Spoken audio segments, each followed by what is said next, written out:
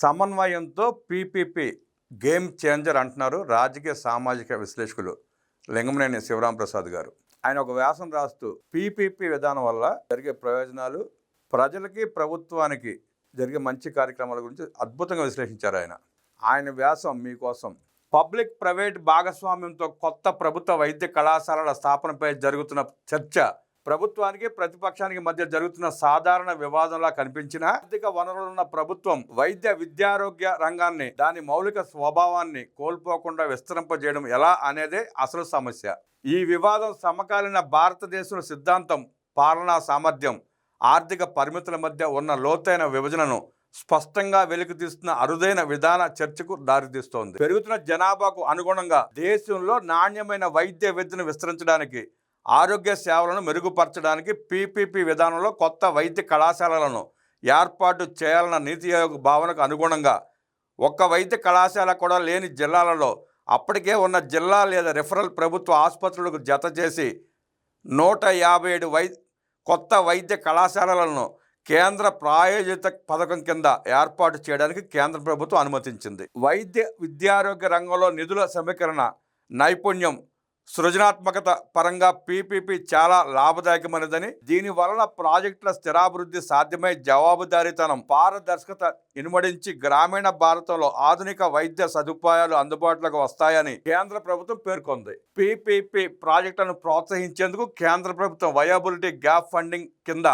ప్రత్యేక ఆర్థిక సహాయాన్ని అందిస్తోంది. మూలధన వ్యయంలో 30 నుంచి 40%, నిర్వహణ ఖర్చుల్లో మొదటి 5 ఏళ్లకు 50% గ్రాంట్ రూపంలో ఇస్తారు. VGF వ్యయంలో కేంద్ర రాష్ట్రాలు చెరసగం భరిస్తారు. 20 రాష్ట్రాలలో పీపీపీ విధానంలో నిర్వహిస్తున్న 919 డయాలసిస్ కేంద్రాలకు కేంద్రం 80% వరకు VGF ఇస్తోందని, వైద్య కళాశాలలు, ఆసుపత్రులు, డయాగ్నోస్టిక్ కేంద్రాలు, అత్యవసర వైద్య సేవలు, వైద్య పరికరాల ఏర్పాటు వంటి మౌలిక ప్రాజెక్టులకు ఇది గొప్ప అవకాశమని, రాష్ట్రాలు ఈ అవకాశాన్ని సద్వినియోగం చేసుకోవాలని కేంద్ర మంత్రి విజ్ఞప్తి చేస్తున్నారు. వైద్య విద్య ఖర్చు విపరీతంగా పెరిగిపోతున్న క్రమంలో 2029 నాటికి మరో 75,000 మెడికల్ సీట్లు అందుబాటులోకి రావాలంటే పీపీపీ తప్ప మరో ప్రత్యామ్నాయం లేదని విభిన్న పార్టీల ఎంపీలతో కూడిన పార్లమెంటరీ స్థాయి సంఘం కూడా స్పష్టం చేసింది. తన హయాంలో 8,480 కోట్ల రూపాయల అంచనా వ్యయంతో గ్రామీణ ప్రాంతాల్లో 17 వైద్య కళాశాలను నిర్మించి 2,250 MBBS సీట్లు అందుబాటులోకి తేవాలని తలపెట్టిన వైఎస్ జగన్మోహన్ రెడ్డి 1,550 కోట్ల రూపాయల ఖర్చుతో కేవలం 5 మెడికల్ కాలేజీల నిర్మాణాన్ని అరకొరగా మాత్రమే పూర్తి చేయగలిగారు. ఇది వాస్తవం.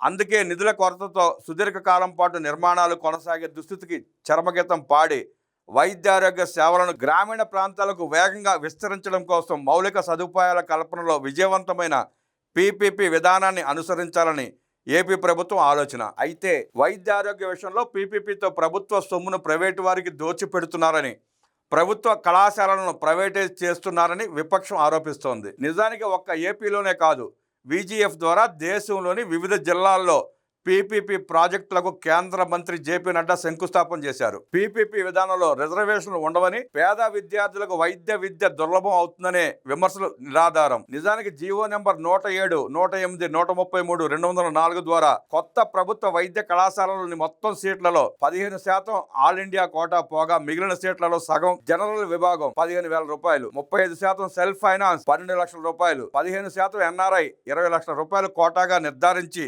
ప్రభుత్వ వైద్య విద్యను వ్యాపారీకరణ చేసిందే వైసీపీ ప్రభుత్వం. పీపీపీ విధానంలో జనరల్ విభాగంలో 110, మిగతా విభాగాల్లో 110 మెడికల్ సీట్లు అదనంగా లభించడం వలన స్థానిక విద్యార్థులకు మరింత మేలు చేకూరుతుందని ప్రభుత్వం చెబుతోంది. పీపీపీ అంటే ప్రైవేటీకరణ కాదని, ప్రభుత్వ పర్యవేక్షణలో ప్రైవేట్ రంగ సామర్థ్యాన్ని వినియోగించుకోవడమేనని, యాజమాన్య హక్కు ప్రభుత్వానిదేనని కేంద్ర రాష్ట్ర ప్రభుత్వాలు స్పష్టత ఇచ్చాయి. పీపీపీ ద్వారా నిర్మించిన అవి ప్రభుత్వ మెడికల్ కళాశాలలుగానే కొనసాగుతాయని, ప్రభుత్వ కోటాల సీట్లు, రిజర్వేషన్లు, నిబంధనలు, ప్రవేశాలు, ఫీజు నియంత్రణ అన్ని NMC రాష్ట్ర ప్రభుత్వ నియంత్రణలోనే ఉంటాయి. ప్రభుత్వ వైద్య కళాశాలలు, ఆసుపత్రుల నిర్మాణం కాదు, నిర్వహణే అసలు సమస్య. ఈ పరిస్థితిని అధిగమించాలంటే పీపీపీని అనుసరణీయం అనేది నిష్ఠూర సత్యం. వైద్య కళాశాలలకు అనుబంధంగా ఉన్న ఆసుపత్రులలో ఇప్పుడున్నట్లే ఓపీ సేవలు ఉచితంగా అందించడంతో పాటు ఒక్కో కాలేజీ ఆసుపత్రిలో 70% పడకలు ఉచిత వైద్యానికి కేటాయిస్తారు. అత్యాధునిక వైద్య సౌకర్యాలు, ఆయుష్మాన్ భారత్,